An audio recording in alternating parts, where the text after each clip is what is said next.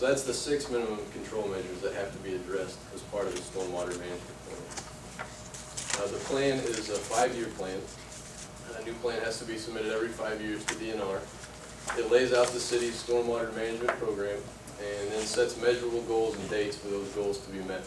So within that plan, each of those 6 minimum control measures, there has to be measurable goals set, year 1, year 2, year 3, here's what we're going to do. And so then each year when those annual reports are done, you report on, we met this goal, this goal needs to be pushed back to this year, this goal we did ahead of time, however that works out. But DNR wants to see these measurable goals over time to see that progress has been made. And just some general things that the stormwater management program should accomplish. Reduce and control flooding, protect the water quality of lakes and streams, generate revenue for capital improvements. Chuck will talk a little bit more about that, but that's looking at making sure that you can fund your stormwater program and any improvements that need to be made.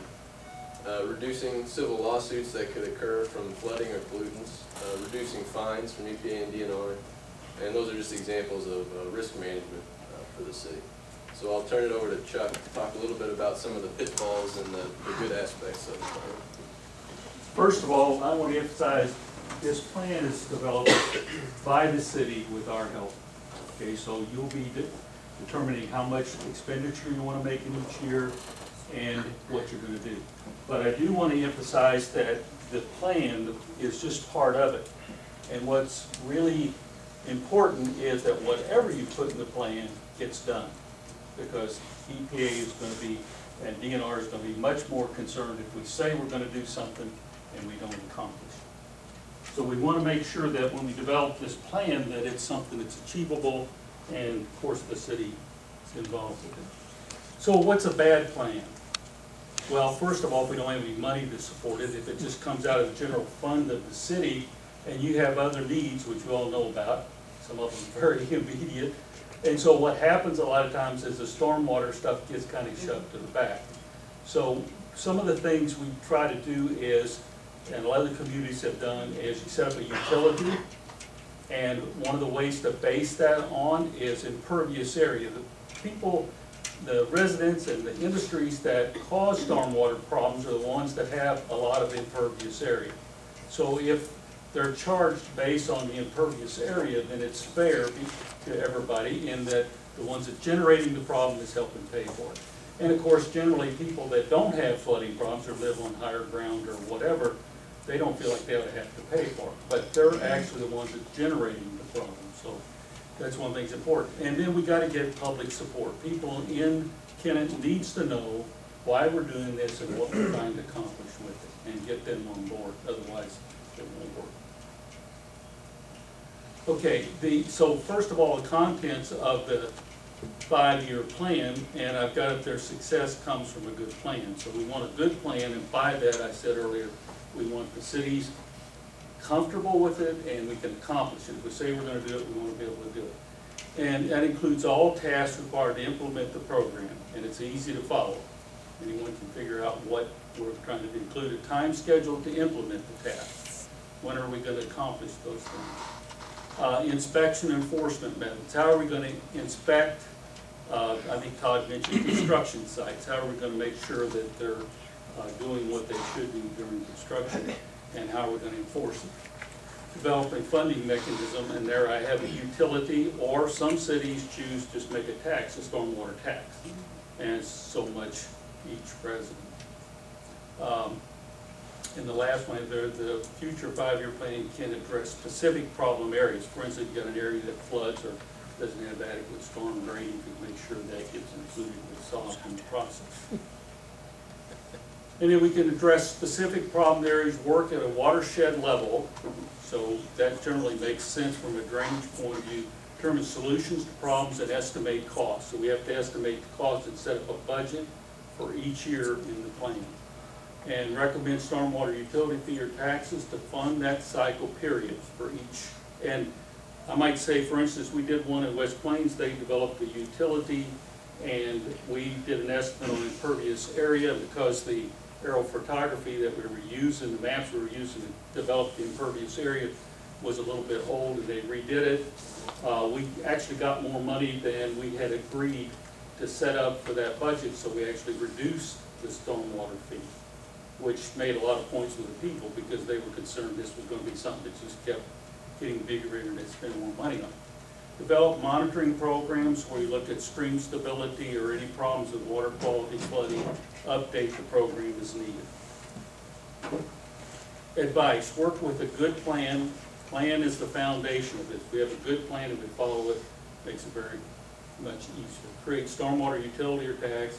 Have workshops with city council, with stormwater committees. A lot of cities have a stormwater committee, some of the council people on it, and maybe some other people in the city that's interested in stormwater problems. Educate the public. One of the requirements, I think, Cognitive, one of the first ones, is we have some programs that explain what this is about and what we're trying to accomplish.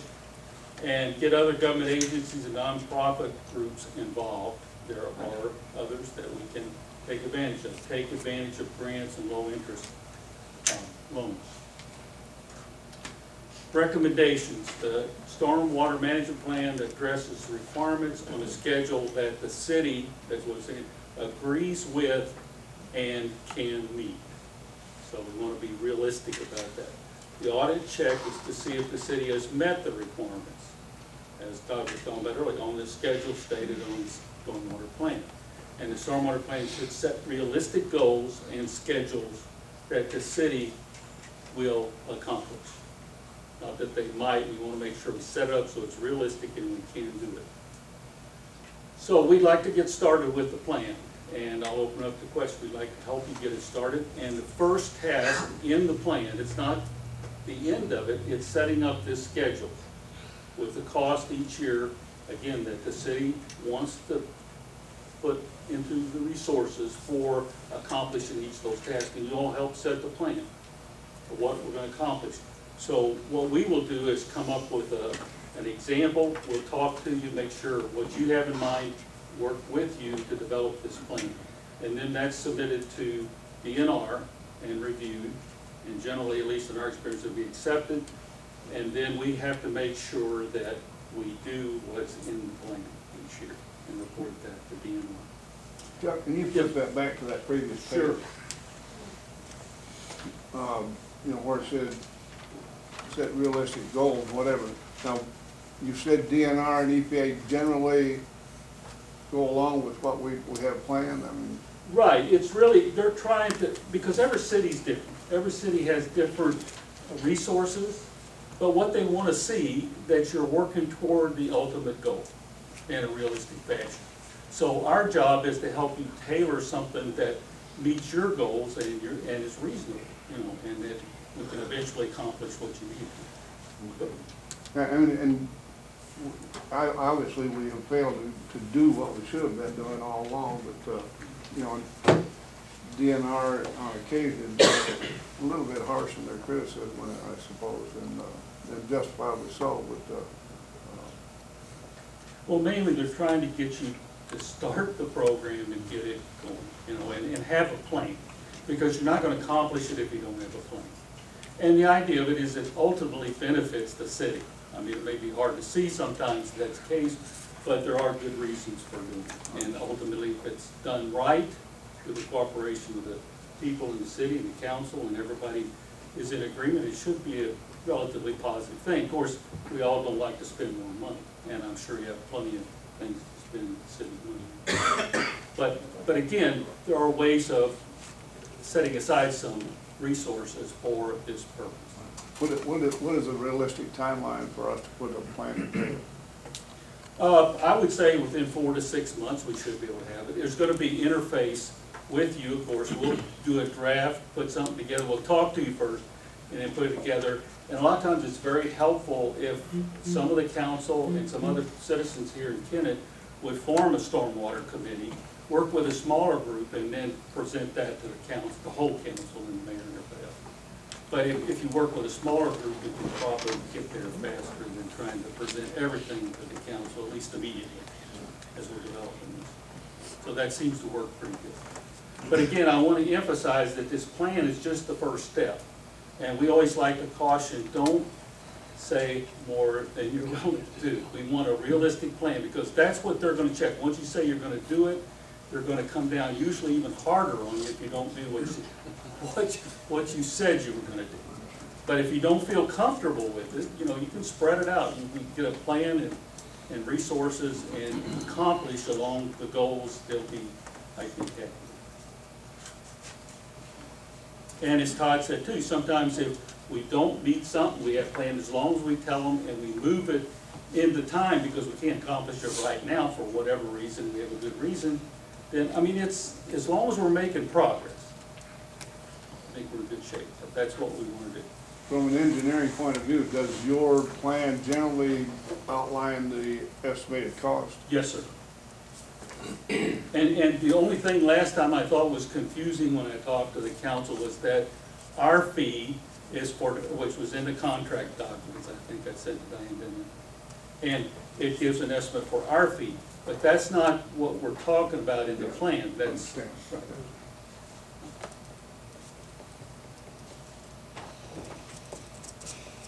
And there are many steps beyond the plan. I mean, just like we have to develop different parts of each one of those plans, like public meetings. When are we going to have them?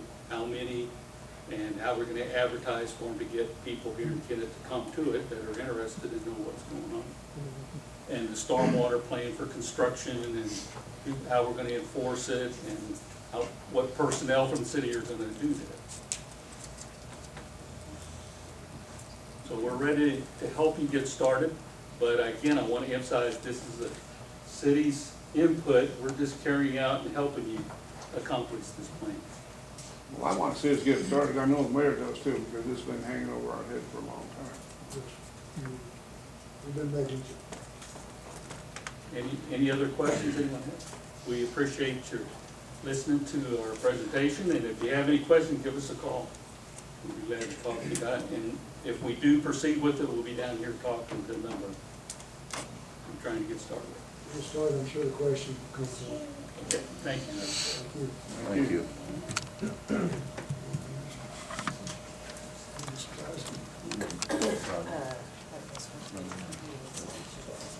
Okay.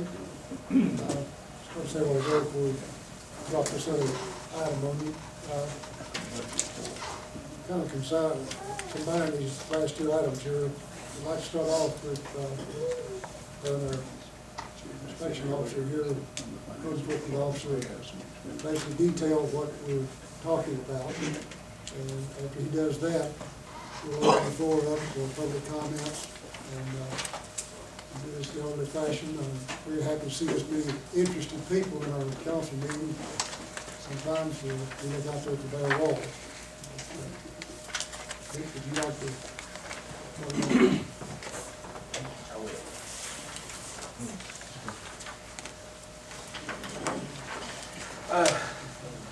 I was asked to put this, some things together for a rental inspection program. I believe you had asked last time to maybe highlight some things on that would be, it's hard to do because everything on the list is minimal, so it's hard to pick from a minimum. You know, everything on here is already should be done. You know, it's, you know, it's hard to say an address is a life safety issue until the ambulance is circling the block looking for somebody with a heart attack. You know,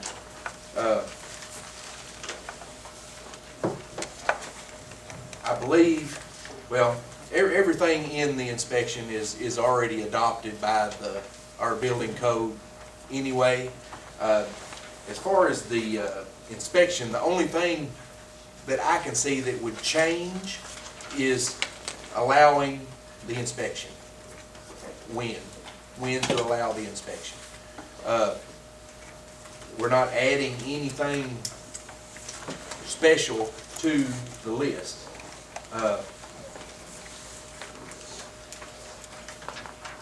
Do you have, can I ask you a question? Yes. Do you have an idea on, right now, how many per month we'd be looking at with this?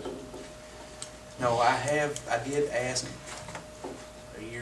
or so ago at Sea Light Gas Water, and I forgot what it was.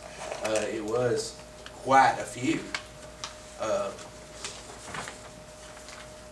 I'd hate to say. Quite a few like 10 or quite a few No. like 250?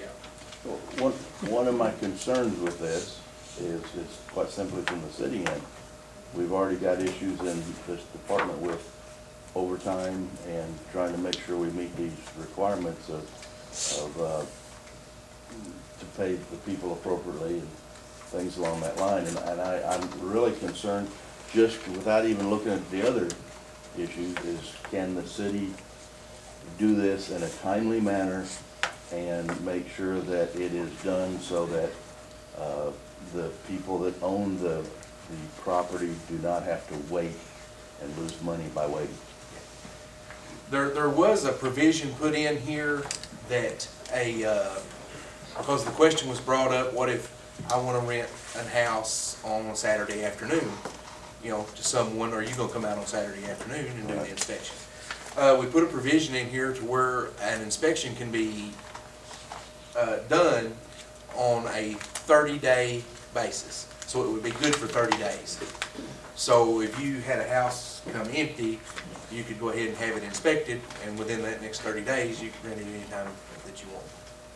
Okay, here it says all inspections and/or approvals expire in 90 days, and then it says 30 days. Yeah, 30 days and 90 days. We're still working on Okay. but it. Looks like they're gonna rent the property in that 30 days, then have another one done. Or they can wait till they get it rented and then do the inspection. At that point. Is there a fee every time you inspect? The way we set it up, and everything's for discussion, I mean.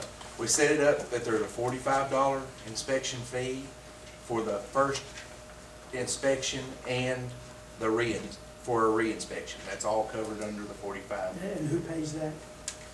Would either be the landlord or the tenant. But if the landlord pays it, then they have to have electricity and water and everything on at the time? Well, to do it properly, you would have to make sure that it has hot water, that all the mechanical equipment works, you know. So in other words, you couldn't do it without all the utilities. You- Yes, that, yeah. It would need, they would need to be on, I mean, You said to do it properly. properly, yes. Well, properly means yes or no, so Yes. they would have to be on. Yes. It's gonna cause you a problem because the tenant is the one that has to get the utilities on, they can't do a pre-inspection. There is a majority, I don't know what the number is, of the landlords that when a tenant moves out, the utilities revert to them, and they, for repairs or whatever, until it's rented again. Switch it back, cover that situation. And in the wintertime, they don't like to leave the utilities off because of freezing and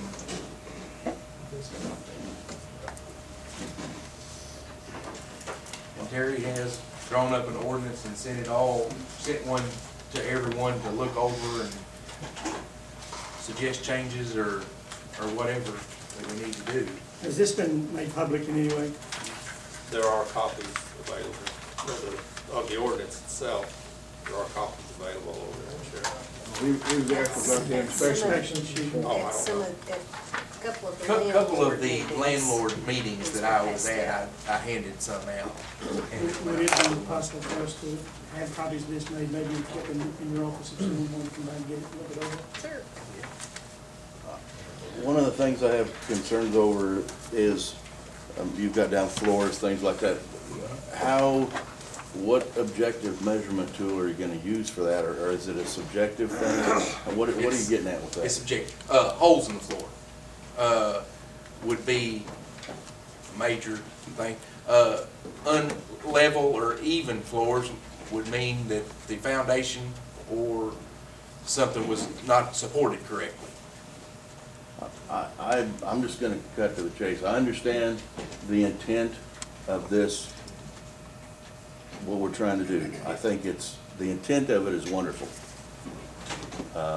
I'd like to see some type of standardization of whatever, of the living quality here in Kennett. But I also understand that as a renter, I have the right to walk into a facility or a home, and if I don't find those standards acceptable to me, then I'm gonna turn around and walk out and say, no, thank you. And I think it behooves the landlords to do as much as they can to make their property rentable, and then they can, for one thing, I have to assume if there's a better property, it rents for a higher price. And so that would make it in their best interest to keep their properties up.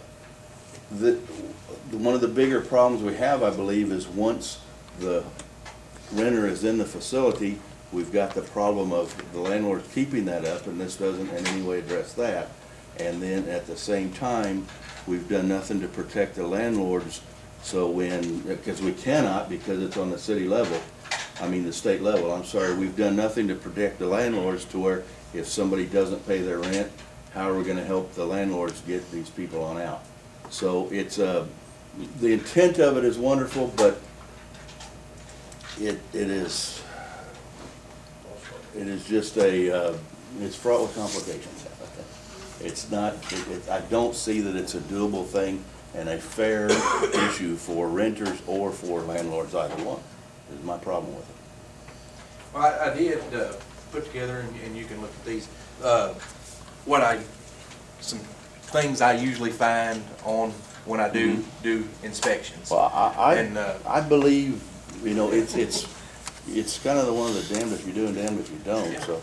But I know what your intent is with it, and I know what we're trying to do, but I don't see it as being a viable thing at this present time. Well, the problem that I see, or one of the problems, and there are several, but one in particular is that it appears to me that we're punishing, you guys, some of you guys out there, I shouldn't say that, some of the landlords in Kennett are responsible for the need for this, because they haven't kept up their end of the bargain. And so that's why we have this need. But, when you start talking about charging a $45 fee every time we inspection, if that falls back on the landlord, and that's very expensive for some of these guys. Yeah. I got one house, that's not gonna break me, but you take a guy with 100 units, and that's a big deal. Well, because what I'd like to do is I'd like to table this and have maybe some kind of public hearing or something with the council and the landlords and whoever else wants to attend.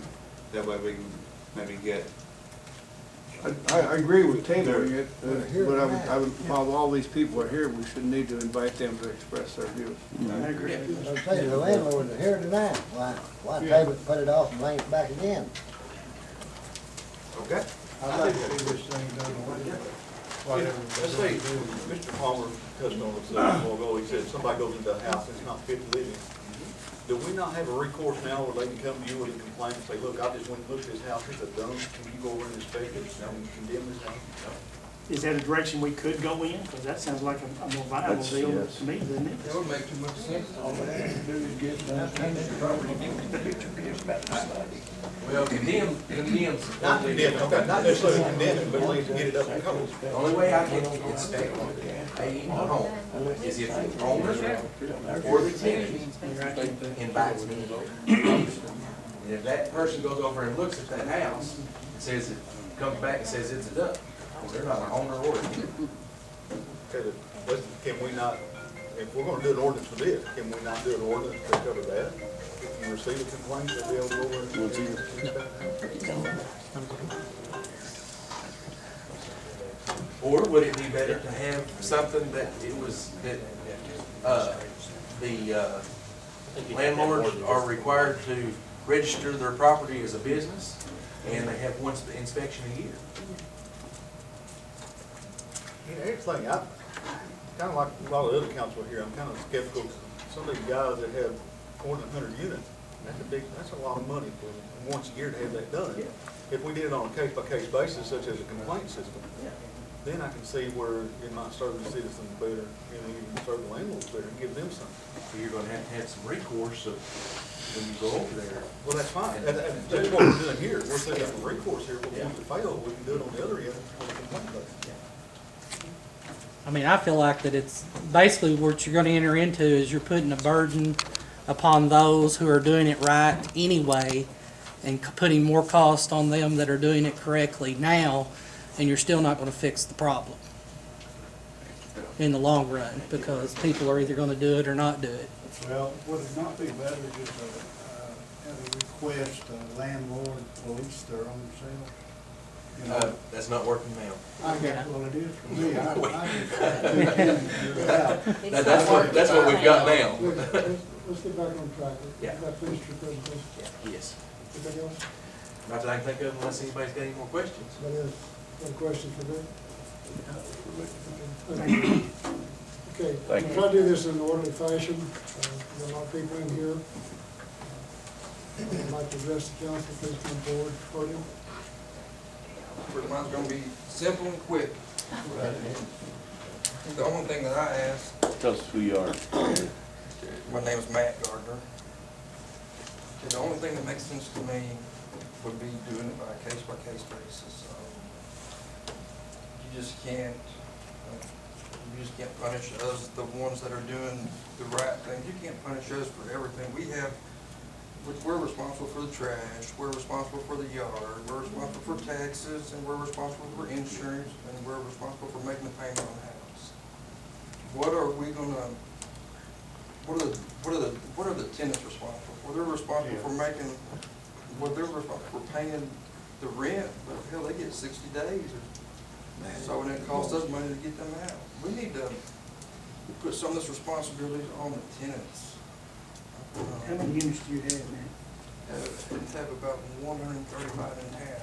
Do any of those, are all of those up to code? Do any of them not meet code? I mean, I would invite anybody over there at any time. So that's a yes? And none That of would those, be a yes. all of those are up to code? Yes, that would be a yes. I'm sure Victor would vouch for it. But I just don't want to be punished for people not doing the job. Thank you all. Thank you.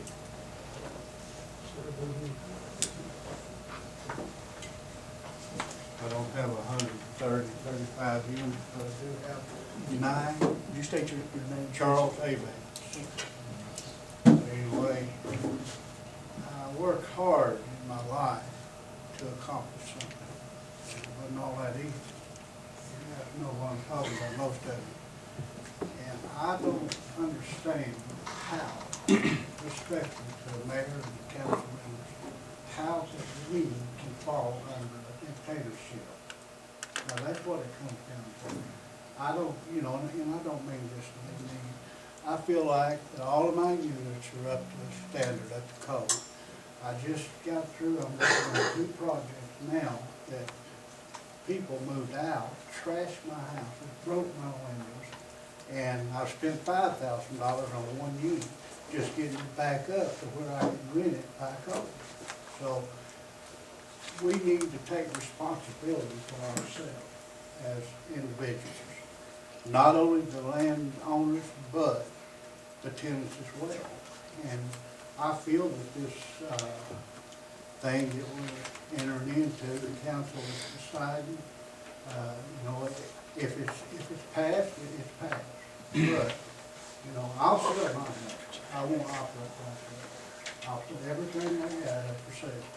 I will not rent no more because, I respectfully, I said a while ago, I just don't believe the council, and Mr. Mayor, said my apology now, I just don't believe that this unit has the right to dictate to me what to do. I know that we got code here in the city. I abide with them. And I believe that we need to be responsible enough as human beings to police our own selves. And now that's, I put that before you because I will literally close my units up, not rent them. You guys might get some good bargains. I will sell them. But I just don't. I fought in the war, Mr. Wheeler, Vietnam 2 times, 2 tours. And I fought against this kind of dictatorship, and that's what it is. And I got to say that, because I agree, you have jobs, but don't make it hard on me because somebody else is not going to do what they're supposed to do as a person. If you care for people, you'll keep those houses up to code.